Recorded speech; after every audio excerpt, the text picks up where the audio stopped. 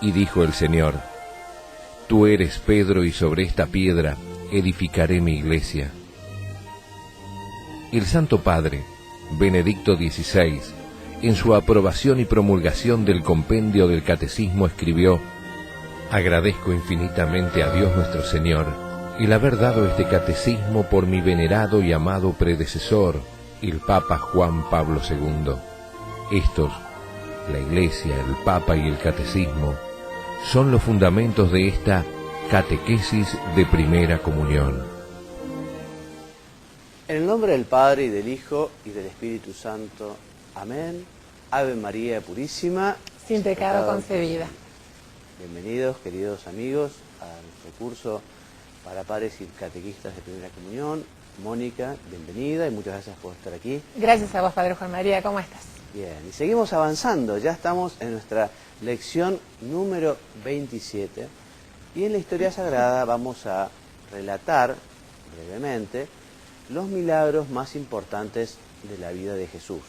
Hoy vamos a hablar de la primera parte, de los primeros milagros, tal como está narrado en esta historia sagrada para chicos. Y Dios mediante, en el programa próximo, el programa 28, continuaremos con los milagros de Jesús. Y cuenta así la historia.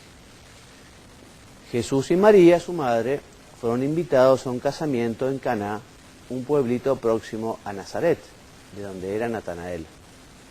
Estaban en plena farra cuando María, que ayudaba a los dueños de casa, advirtió que el vino se había acabado.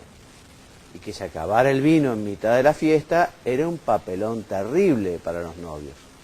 Se acercó entonces discretamente a Jesús, la Virgen, y le dijo: No tienen vino. Jesús le contestó: ¿qué le vamos a hacer? Todavía no llegó el momento en que empezaré a realizar milagros. Sin embargo, María les indicó a los mozos que servían: hagan lo que Él les diga.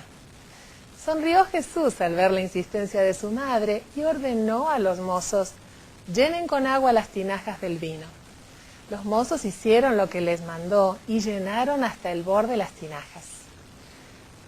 Estas eran 6, de piedra, de una capacidad de entre 80 y 120 litros cada una.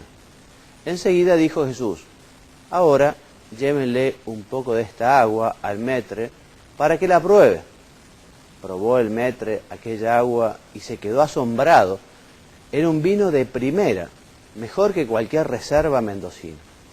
Y tanto fue su asombro que lo encaró al novio y le protestó: vea, señor, nada más que a usted se le ocurre servir recién al final el mejor vino. Una persona razonable lo hubiera servido de entrada y una vez que los convidados estuvieran bien chupados, les habría dado el fulero, así ni se enteraban del cambio. Ese fue el primer milagro que hizo Jesús, un milagro alegre que tuvo por marco una fiesta de casamiento y que realizó por pedido de su madre, a quien nada le niega. Muchos otros milagros hizo durante sus andanzas por la tierra. Estaba un día Jesús en la ciudad de Cafarnaún. La multitud se apiñaba alrededor de la casa en que se hallaba, bloqueando puertas y ventanas. Y había unos hombres que tenían un amigo paralítico al que querían presentar a Jesús para que lo curara, pero no podían llegar a él. De pronto, con sorpresa, el Señor vio que se abría un boquete en el techo del cuarto donde se encontraba. Polvo y cascotes cayeron en medio de la pieza, y por el agujero bajaron con cuerdas a un hombre acostado en una camilla. Los amigos del paralítico habían encontrado la manera de acercarlo a Jesús, y Jesús curó al paralítico. Así deben ser los amigos, y las amistades un buen instrumento para acercar los hombres al Señor. Jesús atravesó en un barquito el lago de Genesaret, que es un lago al que llaman mar en Palestina.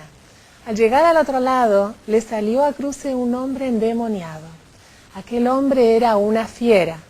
Vivía entre las tumbas que estaban en las afueras de una ciudad llamada Gerasa y asustaba a la gente con los aullidos que pegaba. Varias veces habían tratado de dominarlo, atándolo con cadenas, pero él hacía pedazos las cadenas y no había forma de sujetarlo. Jesús le preguntó al diablo que poseía a aquel hombre: ¿cuál es tu nombre? Mi nombre es Regimiento, contestó, porque somos muchos diablos. Pastoreaba por allí una tropa grande de chanchos y Jesús les mandó a los demonios que abandonaran ese desgraciado, permitiéndoles que se metieran en los chanchos. Dicho y hecho, en bandadas salieron los diablos, se metieron en los chanchos y estos despavoridos saltaron desde una barranca ahogándose en el lago. El hombre quedó mansito y feliz. Le pusieron ropa buena y agradecido, quiso quedarse para acompañar a Jesús en sus correrías. Pero el Señor lo mandó a su casa para que se dedicara a la familia y le contara a todo el mundo el gran favor que había recibido, porque para la mayoría de la gente la voluntad de Dios consiste en que cuiden de los suyos y hablen de Dios en su casa y en su lugar de trabajo. Los discípulos cruzaban el lago a bordo de un velerito. Jesús se había quedado en la orilla rezando. Cerró la noche y se levantó una tormenta. Soplaba el viento y los refusilos desgarraban la oscuridad. Trajinaban los tripulantes por bajar las velas, cuando Pedro, que era uno de ellos, vio entre relámpagos y relámpago una figura que venía caminando sobre las olas. ¡Un fantasma!, gritó asustado. Pero, observando con atención, reconoció a Jesús en aquella figura. Haciendo bocina con las manos, le pidió que permitiera que también él pudiera marchar sobre el agua. Jesús le indicó que se acercara, y Pedro, confiado en su palabra, dejó el barco y avanzó hacia el Señor. Así anduvo un trecho, sin embargo advirtió de pronto que el mar estaba muy picado y que bramaba el oleaje. Vaciló entonces su fe, y en cuanto dudó, empezó a hundirse.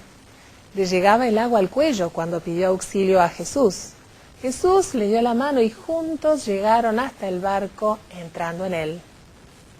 Otra vuelta, una grandísima cantidad de gente siguió a Jesús hasta un descampado lejos de cualquier pueblo. Al tercer día se acabaron las provisiones y no existían almacenes en lenguas redondas. Solamente un muchacho tenía 5 pancitos y 2 pescados que la madre le había dado para el viaje. Jesús les indicó a los apóstoles que hicieran sentar a la gente y repartieran entre ella esos panes y esos pescados.